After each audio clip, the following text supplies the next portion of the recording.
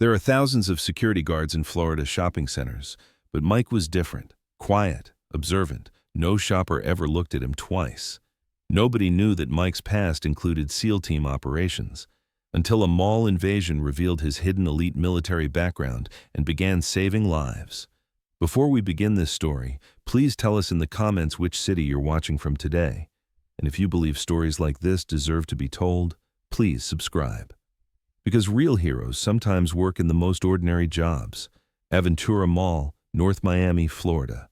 2.7 million square feet, 300 stores, 25 million visitors annually. One of the largest shopping centers in the United States. During peak hours, it's a small city unto itself. And in this retail universe, Mike Rodriguez walks his beat. Mike Rodriguez, 48 years old, medium height, alert eyes that never stop scanning. Same uniform every day, navy blue security polo, black cargo pants, polished boots, radio on his belt, always crackling with routine calls. Name tag, Mike, security supervisor. He's worked the same routine for 12 years. Morning briefing, patrol routes, incident reports, lost children, parking disputes, occasional shoplifter, standard mall security work. Shoppers see him but don't really notice him. He's part of the background, like the muzak and the potted plants. Excuse me, where's the bathroom? Thank you, officer. He smiles, helps, fades back into invisibility. Mall employees know him as Reliable Mike. Always on time, never complains, handles problems quietly, perfect security supervisor, invisible guardian. But Mike Rodriguez has a secret. 18 years ago, he lived in a completely different world. Petty Officer First Class Mike Rodriguez, U.S. Navy, SEAL Team 3, Naval Special Warfare, Maritime Operations, 2 deployments, Iraq, 1 Afghanistan, combat swimmer, close quarters combat specialist. Nobody knows this, because Mike never talks about it. When he applied to Aventura Mall security, his background check showed military service, honorable discharge. Nothing more specific. The mall hired him for his clean record and steady demeanor. For 12 years, nobody has asked for details. Mike lives in a modest apartment in Hallandale Beach. 1 bedroom, basic furniture, everything neat and organized. But in the bedroom closet, there's a locked footlocker that hasn't been opened in years. Inside, navy dress blues, SEAL Trident pin, unit photos from Iraq, combat ribbons, commendation medals, and something else, tactical radio and first aid kit, professional grade, military spec. Mike never opens it, but it's there, like a part of himself he's tried to leave behind. This evening starts like any other, December 15th, Friday night. Holiday shopping season, mall packed with families, teenagers, last-minute shoppers, peak activity, maximum crowd density. Mike starts his shift at 6 p.m., evening supervisor, 4 junior guards under his command, routine briefing, watch for shoplifters, monitor high-value stores, assist customers. Quiet night so far, says Jennifer, day shift supervisor, as she hands over the radio. Usual Friday crowd, nothing unusual. Mike nods, clips the radio to his belt, begins his first patrol circuit.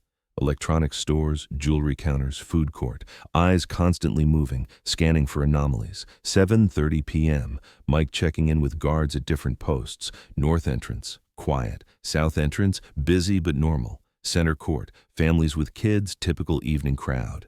8:45 p.m., first unusual observation. 3 men, early 30s, moving through the mall separately but maintaining visual contact. Not shopping, just walking. Reconnaissance behavior. Mike keys his radio. All units be advised. 3 male subjects, possible surveillance activity. North wing, electronics section. Copy that, Mike. Want us to approach? Negative. Observe and report. Don't spook them if it's nothing. Mike follows at distance. Professional surveillance, using crowds as cover. Old skills, muscle memory. The 3 men aren't tourists. They're mapping the mall. Noting security cameras, exit points, guard positions. Classic pre-operational intelligence gathering. 9:15 p.m. The 3 men meet briefly near the food court, then separate again. Short conversation, quick hand signals, military precision. Mike's instincts fully activated now. This isn't shoplifting. This is something bigger. He keys his radio, switches to security office frequency. Base, this is Mike. Need to speak with management. Possible security threat. Copy, Mike. What's your assessment? 3-man team conducting surveillance, professional behavior. Recommend increased alertness. Roger, Assistant Manager Rodriguez is in the office if you need backup. Mike continues tracking. The three men are good, but not good enough to evade a trained SEAL. He spots their pattern, anticipates their movements. 9:45 p.m. One of the men enters Best Buy, large electronics store, high-value merchandise, multiple exit points, perfect target for professional theft crew. But this doesn't feel like theft. The behavior is too systematic, too military. Mike positions himself with clear sight lines to Best Buy entrance. Radio ready, backup within calling distance. 9:52 p.m. Store alarm goes off. Not the shoplifting sensor, the main security system. Someone has bypassed the front door locks. Mike keys his radio. All units, Best Buy alarm activated. This is not a drill. Code red response. He moves toward the store, other guards converging from different directions. Standard protocol, contain the area, wait for police backup. But as Mike approaches Best Buy, he sees something that changes everything. Through the store windows, not shoplifters, but armed men. 3 subjects, black clothing, automatic weapons. This isn't theft, it's an armed takeover. Mike stops his guards with hand signals, points to his radio, makes call police gesture. They understand, back away while making emergency calls.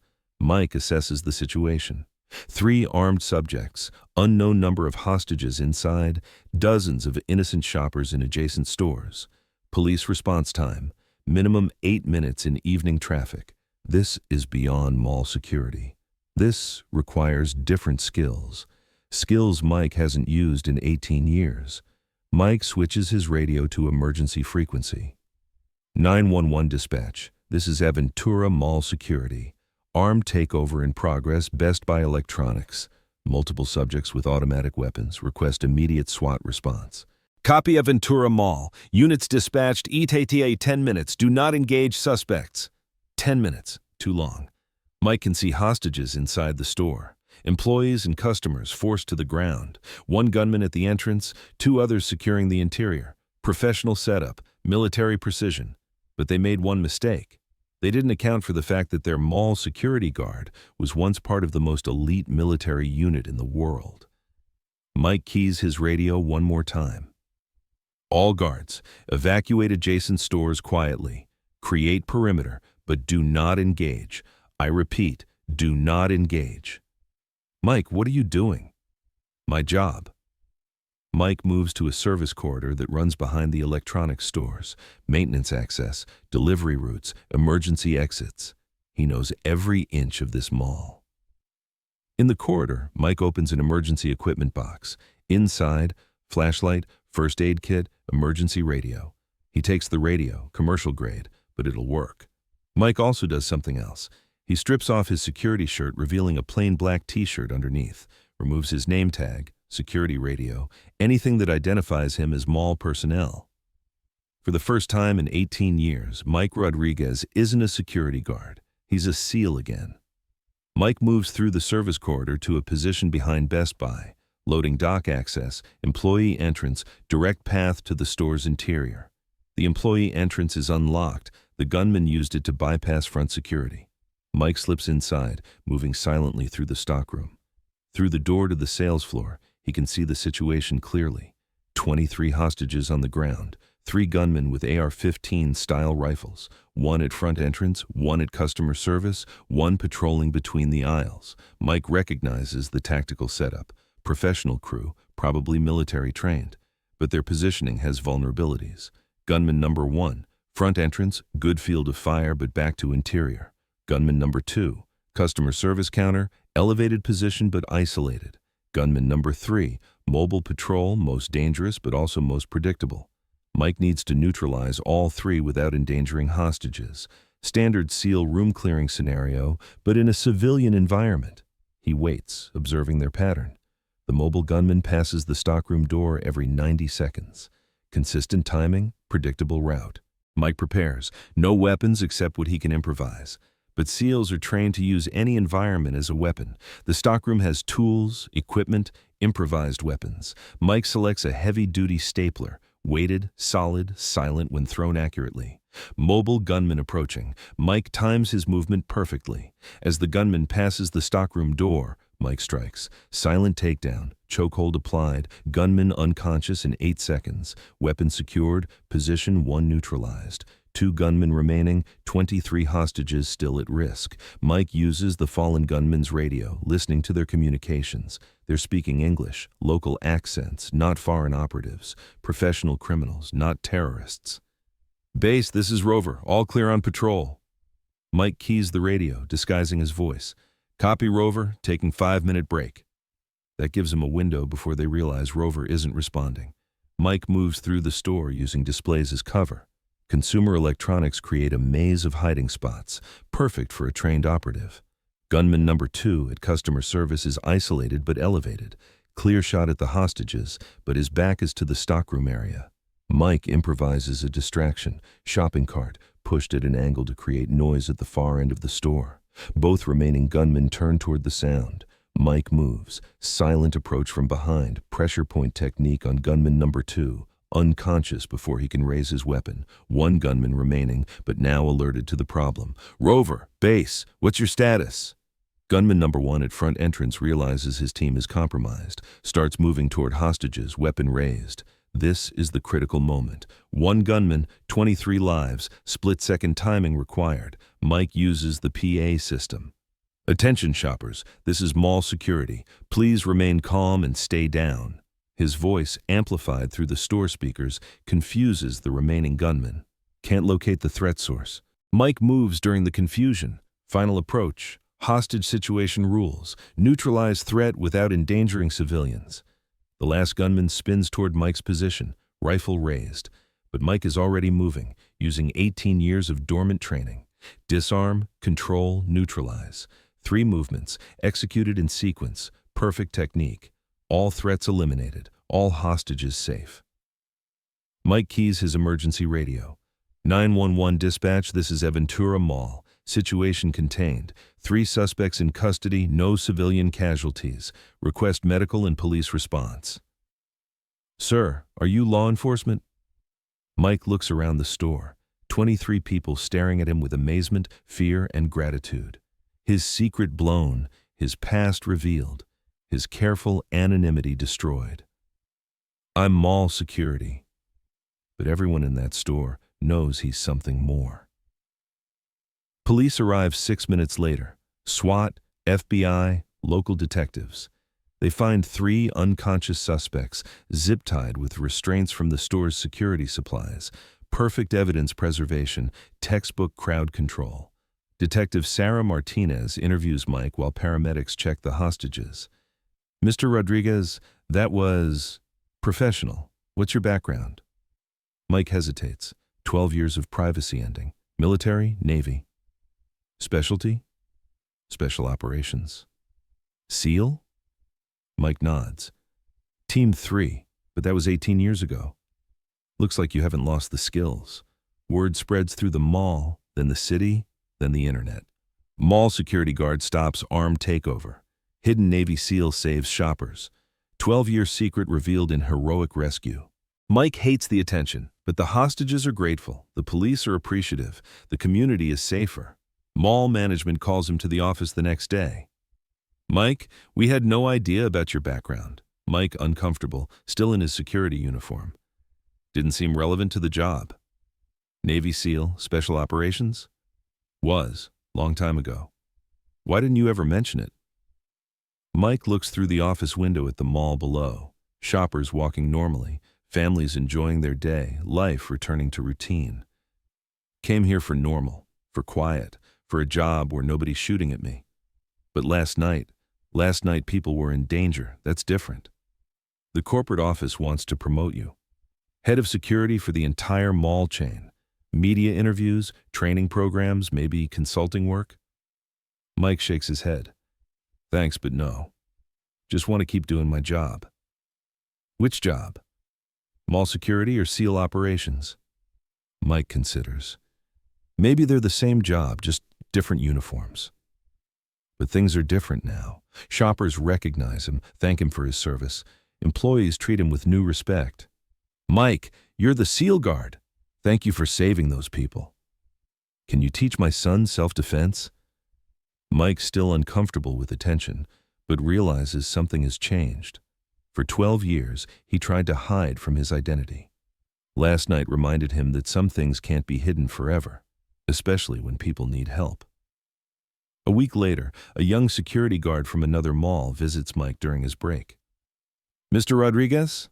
I'm Jake Williams, security at Town Center. Heard about what happened. Was wondering if you could give me some advice." Mike pours coffee, gestures to a chair in the security office. "What kind of advice?" "I'm ex-Army, infantry, having trouble adjusting to civilian security work. Feels meaningless after combat." Mike recognizes the struggle, the same questions he'd wrestled with for years. "What made you take the security job?" "Needed work. Thought it would be easy after military service." "Is it easy?" Jake considers. "Yeah, but that's the problem. Feels like I'm not using my training, not making a difference." Mike leans forward. "Last Friday night, 23 people went home to their families because someone with training was in the right place at the right time. You think that's meaningless? But most days it's just shoplifters and lost kids. Most days. But the day it's not, people are counting on you to know what to do." They talk for an hour. Combat transition, finding purpose in civilian roles, using military skills to protect communities. "How do you stay ready?" Jake asks. "By understanding that the mission never changes. Protect people who can't protect themselves, whether it's in Afghanistan or Aventura Mall." More veterans start reaching out. Security guards, police officers, anyone struggling with the transition from military to civilian service. Mike doesn't advertise it, but he doesn't turn them away either. The mall provides a small conference room for what becomes informal mentoring sessions. Veterans helping veterans, sharing experiences, finding purpose in civilian protection roles. 6 months later, there's another incident, not at Aventura Mall, but at a school in Broward County. Active shooter situation, children in danger. Mike is off duty, but he responds when he hears the radio traffic. Not as a SEAL, not as mall security, but as someone who can help. He coordinates with local police, provides tactical advice, helps establish perimeter security. No heroics, just professional support. The situation ends safely. The gunman surrenders, no children hurt. Afterwards, the police captain asks Mike if he'd considered joining the force. "We could use someone with your experience. SWAT team, tactical training, community relations." Mike thinks about it. "Can I still keep my mall job?" "Why would you want to?" Mike looks toward Aventura Mall in the distance, "Because that's where people know they can find me, where veterans come for help, where I'm needed." "You can do both. Part-time police consultant, full-time community protector." Mike accepts. Limited involvement, specific expertise, helping community without losing his base of operations. A year later, Mike is still walking his beat at Aventura Mall, still helping shoppers, still mentoring veterans, still maintaining his quiet presence. But the security office wall now has photos, veterans who found help, police operations he's supported, community events he's coordinated. Mike still doesn't talk about specific SEAL missions, still doesn't seek recognition, but no longer hides completely. And every evening at 9:52 p.m., Mike remembers the moment he stopped pretending to be someone else and started using his skills to protect people who needed him. Because sometimes serving means blending into the background. Sometimes it means stepping forward when everything goes wrong. And sometimes it means understanding that a SEAL's mission doesn't end when he takes off the uniform. It just finds new people to protect. Mike Rodriguez, Navy SEAL, mall security supervisor, hero who chose invisible service until visibility was required to save lives. The training he hoped never to use again became the foundation for community protection and veteran mentorship. Because real heroes don't retire from protecting people, they just find new ways to serve. So I ask you, have you ever been protected by someone whose background you never suspected? Someone who served in elite units, then chose ordinary jobs with extraordinary dedication? Share their stories in the comments. Because heroes like Mike Rodriguez deserve recognition, even when they prefer anonymity. Subscribe if this story moved you, because here we honor those who serve in many forms, in many places.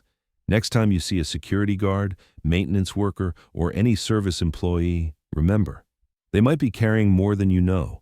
They might be carrying the skills, experience, and dedication that could save your life when a normal day becomes the worst day. Thank you for watching.